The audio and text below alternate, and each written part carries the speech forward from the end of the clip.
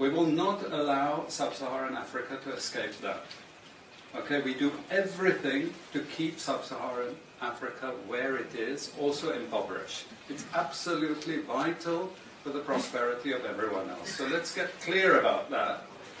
Okay, and this means all the economic structures, all the global institutions, and the economics we teach everyone is all designed to keep Africa exactly where it is. And whether it is Europe or US or now China, it's always the same. We need Africa to be impoverished because we need those raw materials and we need them dirt cheap. Okay, so that's the message. It doesn't mean to say that there's nothing Africans can do. Of course there is.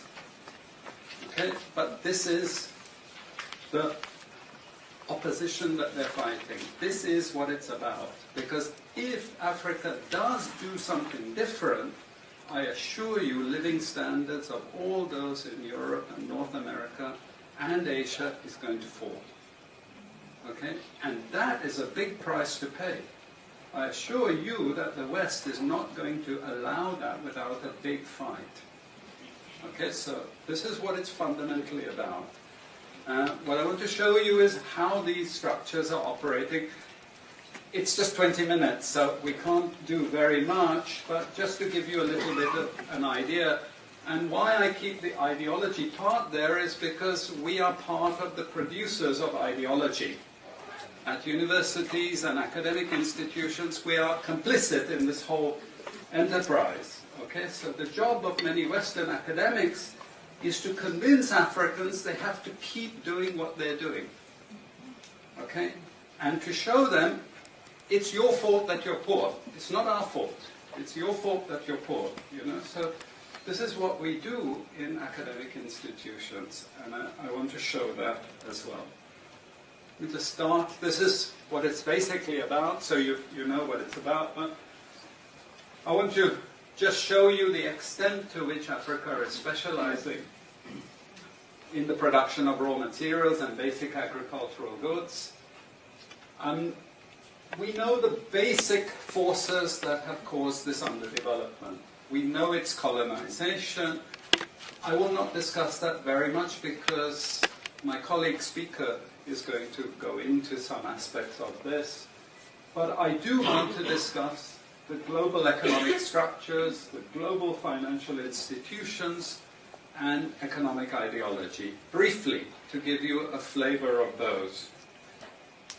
Let me start with this. You can't really see it so easily, but if those of you who are interested, you want the PowerPoint, I'm sure we can make it available to you. But the thing that you really need to see is the top line. Okay? And the extent of dependency is captured by this statistic at the top. Okay? And you compare it with all other income groups, and what you see is essentially in that one statistic how dependent sub-Saharan Africa is on raw material production. Okay? This is the very heart of what makes sub-Saharan Africa beat. Okay? Here, just to have a look at one very important additional statistic, with all this export coming from sub-Saharan Africa, how much does sub-Saharan Africa account for in terms of global trade value? We know there are vast resources coming from there, but look at the bottom line in terms of global trade value. Look at that.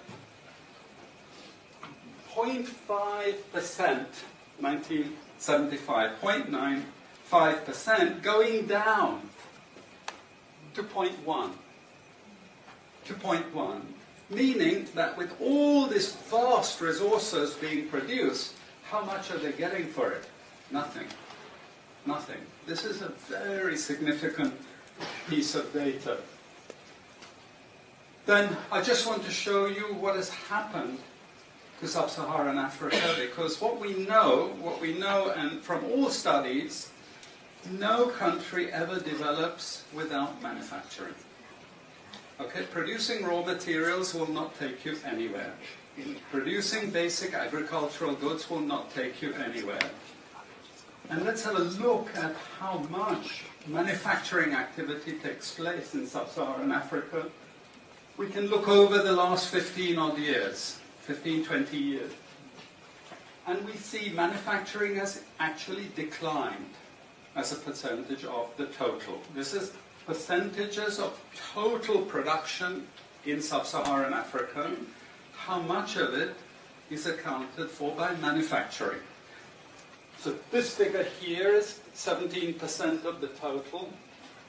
Most of the rest, when we talk of industry, it includes manufacturing, but the bulk of it is mining.